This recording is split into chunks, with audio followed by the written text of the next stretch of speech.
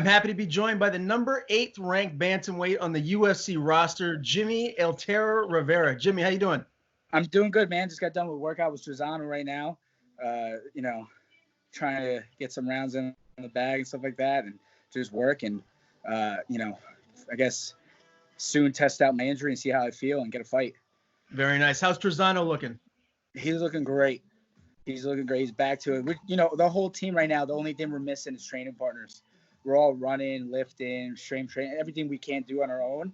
Hit the bag. We just don't have training partners right now because our headquarters is closed. But we're hoping to open up soon and then start training. Yeah, and I do want to ask you what you've been doing throughout this pandemic. We talked a little bit before we went live. Obviously, anyone that follows you on social media has seen that you've been doing quite a bit. You've got a fairly new sponsor, I believe, in Manscaped. I want to talk to you about that in a second. But also just, the virtual training that you've been doing through Tiger Schulmann. Tell me about that. Yeah, our schools are right now, the facility's closed, but doesn't mean you can't train at home. If you have a space to train, we can make it work, and that's how it is. So we did something temporary, like we had all 44 locations. Each instructor, 1 to 2 instructors, took a class, and we basically taught maybe like 12 classes a day, Sunday through Saturday. Now we're at a point that this is going longer, that everything's being closed down, that we're starting our own schedule to teach our students and kind of going back to a routine. But what's normal right now, what's really normal right now is just training from home. So we're looking to do an interactive class, which we set up already, that we're starting next week. So this way, I can yell at the kids and my adults from, my house, and while I'm teaching them, and I could correct them, and we can have fun, and I can see them again. One of the things that sucks being an instructor is that you don't get to, with this pandemic, is you don't get to see your students. I mean, talking to them on the phone, texting is one thing, but being able to see them and talk to them and, have that relationship is what's missing right now. So we're trying to take the next step and the safest step to do interactive classes so we could teach them and see them. How are all of your students and everyone that comes in and trains at Tiger Schulmann's, how are they adjusting to this? Have you been getting any feedback at all? It's tough. If you're not a person that's used to being by themselves or being home all the time, it's really tough. Same thing for me. Like, I'm not used to being home a lot. My wife works from home, so nothing's changed for her. But for me, it's like, I get to spend more time with my dogs, do some stuff around the house that I've been putting off for a long time. I like to stay busy, so it's been tough, but it's starting to pick up now, especially that we're doing our full schedule. So I will be busy starting like on Monday, just nonstop with classes, which I'm happy about. And then hopefully, we can open up headquarters soon and start training the fight team. That's great. Now, I'm happy to see you back on the mats. Clearly, you're getting a good sweat in here today. Everyone knows you had a fight scheduled for earlier this year, and you had to pull out because of that injury. How are you feeling now? Are you feeling pretty much back to close to 100%? Yeah, I feel way better. I mean, had a bad neck injury that I've dealt with years, but it just got worse. And I'm back. I'm just kind of basically waiting to headquarters open to test my neck, see how it feels, and then from there, if I feel good after 2 or 3 weeks, then call my manager and get a fight going. Mm-hmm. Obviously, you were supposed to fight Marlon Vera. He wasn't too happy that you pulled out. He had some comments that I'm sure didn't really sit very good with you. Do you have any response to what he said? Nah, I really don't give a fuck. I know he was upset, but the only reason he's upset is because he wanted to fight above, which is, I understand. I mean, at this point, coming back, I'm looking to kind of fight above. I know sometimes people will say the rankings don't mean anything, but to me, it means something. And I want to try to climb the ladder. I've fought my last 4 or 5 fights behind me, and I don't want to be that stepping stone, I guess you want to say. I want to keep fighting forward. I mean, I had a very close fight with Peter Yan, and in my eyes, Peter Yan should be fighting for the belt, but they're not pushing that fight, or it should be a number 1 contender fight between Peter Yan and Aljamain Sterling, but that's not really happening. So there's a lot of stuff going on, and I guess people ask me my opinion about Cruz fighting. I go, I'm a businessman. I know about business. It's a good business move for the UFC. Like, when they make fights, I understand the business side and then the fighter side, and what makes sense the fighter side as like a martial artist and what should be kind of like the Ali Act. But then on the business side, I understand, listen, Cruz is a big name.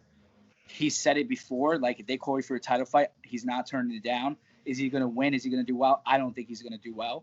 I think Henry's going to run through him just because he hasn't – I mean, he's trained, but he hasn't trained like train.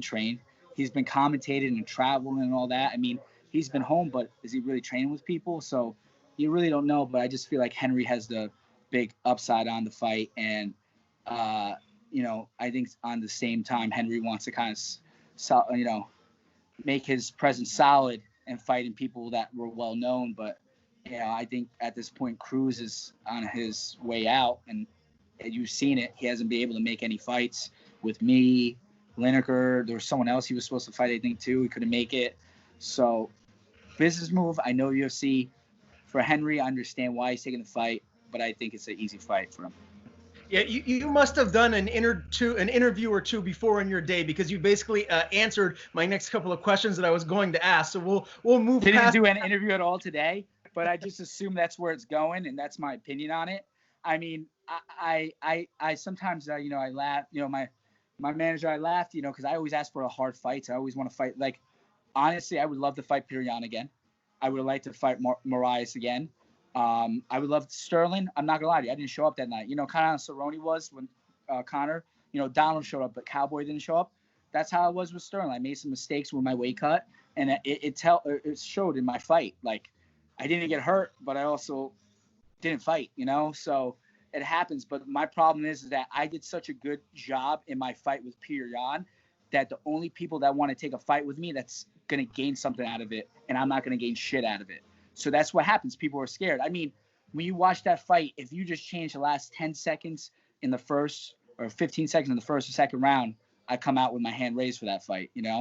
Call me a good shot. And, and my dumbass, last 10, 15 seconds around, I'm kind of coasting instead of keep fighting. But you learn from it. I'm not going to make any excuses, but that's what I did, and I'm a dumbass for doing it. So it's my fault. But I want those rematches, or I want someone ahead of me. I want to get one of those losses back, or someone ahead of me, and move forward. Mm-hmm. Do you feel like this upcoming event here on May 9th is going to come to fruition? Do you think the fights will happen, or do you foresee a postponement? No, it's going to happen. I think it's going to happen. I mean, you got WWE happening over down there in Florida. It's going to happen. I think the next month or two fights are going to be in Florida, but Fight Island, I want to say the earliest to be ready is June. We had a meeting with Dana White, and he said Fire Island's real, and I believe it. Like, you could buy an island, you could set stuff up in an island. The hardest thing to do is get that material you need to the island. Like, listen, I'm a businessman. I understand business, real estate, all that other shit. It's not buying the island. It's not buying the materials. How are you going to get it there and get your workers there during a pandemic and build this? So I've been picturing in my head what it might be, and I'm looking forward to see actual pictures of it. Someone asked me, like, I'm thinking of questions before. Someone asked me, would I fight on Fire Island? Hell yeah, because it's an island. It's summertime coming right now. Like, after I fight, I'm going to take another week off and enjoy vacation, because I don't get much vacations at all. So I'm like, I would fight on Fire Island. I feel like Fire Island right now, it's going to kind of be like Abu Dhabi. Abu Dhabi was all tense. They had the hotel there, but it was all tense. And they were blasting AC and the fighters in the warm-up. But when you got into the arena, I heard it was super freaking hot. Yeah. So that's what I think Fire Island in my head is. You know what I mean? And then if it's a nice day, they could maybe open it up and just be outdoors. I don't know. But that's in my head. Until I see it, that's what I'm picturing. That's my imagination.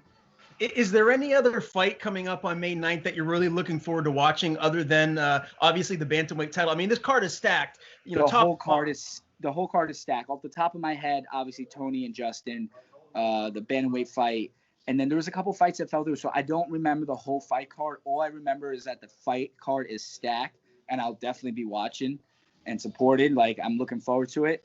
And then after that, it's just really like the cards are just getting people, people were supposed to fight. So they're trying to get those fights together again so people can make money. So, they're putting all these fights together they can, that people are ready and get it going. I think that, and I think June 6th for my weight class is going to be a big night. So I'm interested to see how it goes. Cejudo's not going to fight again until probably September, October. But then you got a couple fights happening in June 6th. So I'm interested to see how that goes.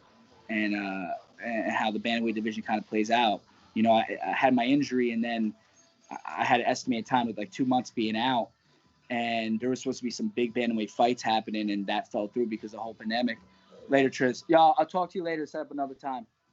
All right. Sorry. And yeah, so right now it's, I'm interested to see what happens with bantamweight division. Time frame, when do you think you'll step back into the octagon? I know right now you're just trying to get back to full strength and normal. Can you give us some sort of range of when we're hoping, I think, mid-May to open up the gym. So I want to say from there, 4 to 6 weeks, I could, have a fight already, like fight 4 to 6 weeks from now. What's your weight right now? What's my weight at right now? That's like asking my wife what her weight is, or a girl. You just don't ask that. I'm fat, kind of fat. I'm in shape fat, though. I mean, with all the cardio I've been doing workout, I mean, my resting heart rate's probably around 43, 44 right now. So it's not too bad.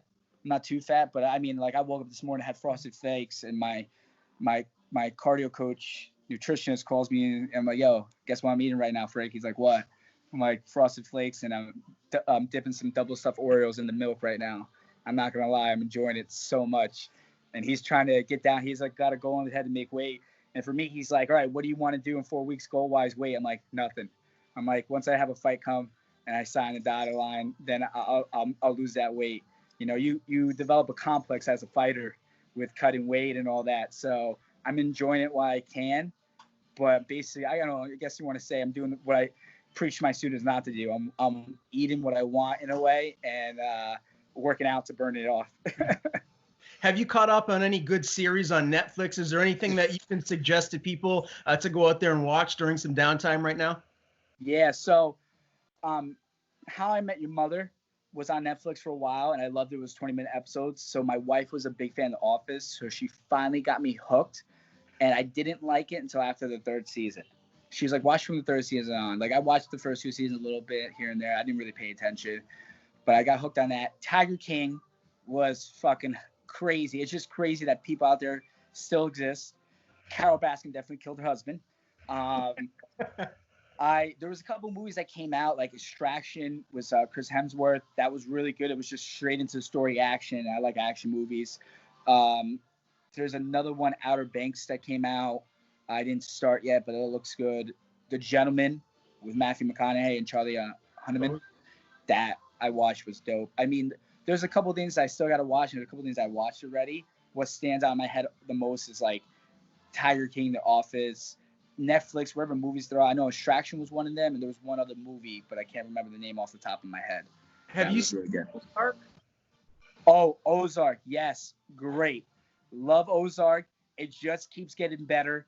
Like, I did not, so I won't ruin it for people, but I did not see that freaking ending at the end.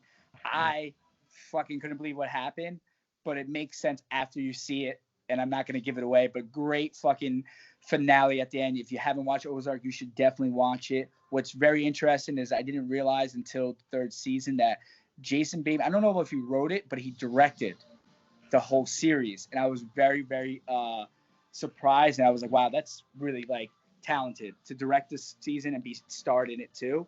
I thought it was really cool. Yeah, Jason Bateman, some Clint Eastwood shit. Sorry. That's Sorry right. To cut you off.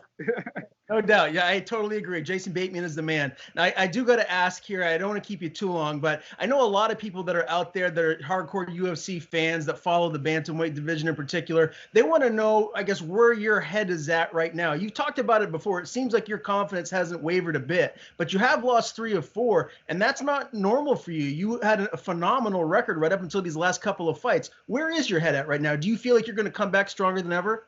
Yeah, I can't. I would never blame anybody when you don't win or you don't succeed well. You just look in the mirror and see what you could do better. The Sterling fight, I just didn't show up, and then the Jan fight was just simple. It was just like I took it easy at the end of the 1st and 2nd round. So if you notice the 3rd round, I'm trying to fucking kill him, and he didn't want to get hit, and he just shot the last 10-15 seconds. So I learned that quick in the fight, especially after that 2nd round.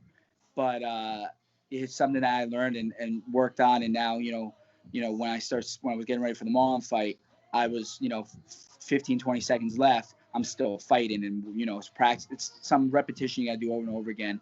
I think sometimes you find yourself, you find yourself making mistakes, but you don't realize it.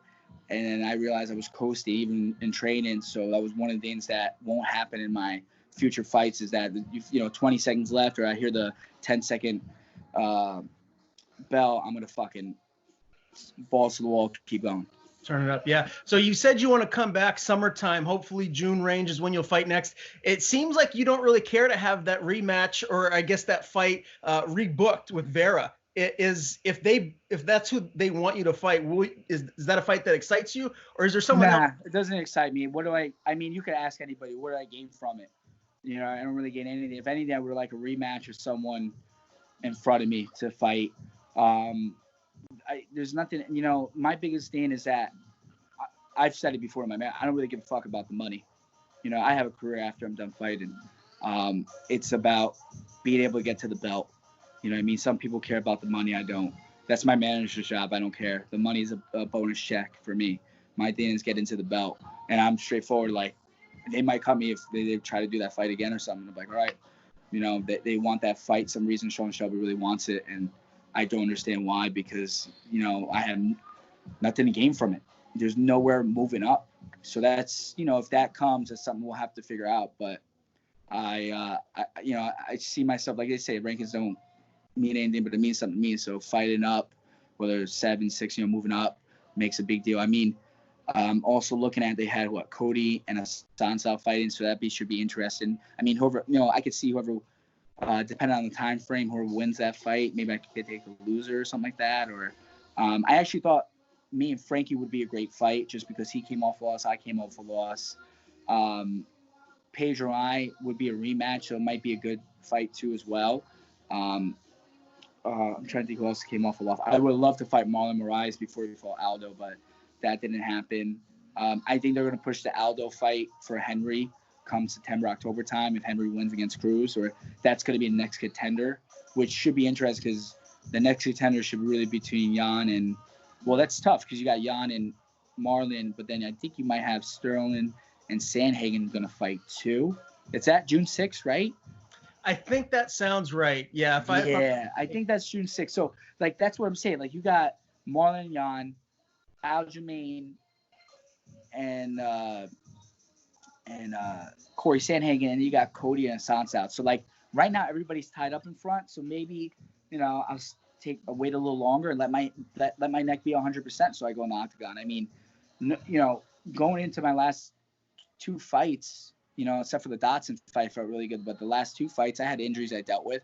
You just don't talk about them because you just don't want to reveal them. But I had injuries I dealt with, and it'd be nice to basically, this time off, I've been recovering, and then from there I got to test it out, how I feel on the mat. What about a guy that's right next to you in the rankings, Rob Font? He has an injury. He's going to be out for a while. Does that excite you? Yeah, you know what? I told people this already. November time MSG, I wanted to fight with all my teammates. So I just wanted to get on the card. You know, I wanted to be able to, and plus MSG is a dream. So they gave me 2 guys. They gave me Rob Font and Cody Stateman. So I was like, all right, I'll take Cody Stateman. He's not too tall. I was like, I like Cody Stateman. That's a good fight. So Cody said no. And then Rob Font said yes. So I was like, oh, I'll fight Rob Font. But Rob Font couldn't get cleared in New York because of his LASIK surgery or something like that. So the commission, what they have, their guidelines, they wouldn't let him get out of the fight. And so that's kind of tough too. You know, you say yes to fights, but they're like, no. And then that was pretty much it. And then I think they wanted me to fight in December, but I was already, you know, on a vacation because I planned to fight in November. And it was something special for my wife because of her anniversary. And, you know, I'd rather get yelled at from the UFC than, you know, getting, you know, fucked up for my wife. So you got happy wife, happy life, man. Yeah, fair enough. Hey, always appreciate the time, Jimmie. Before I let you go, tell me and everyone else that's out there watching why we should get Manscaped, because it looks intriguing, and you posted some pretty provocative pictures there on your Instagram, making people think, well, you know, what are you doing? So tell me a little bit about that. Yeah, Manscaped is dope. I mean, I actually picked up one of their clippers before they hooked it up and took care of me. But it's just, listen, you know, you want to take care of your private parts or anywhere else on your body.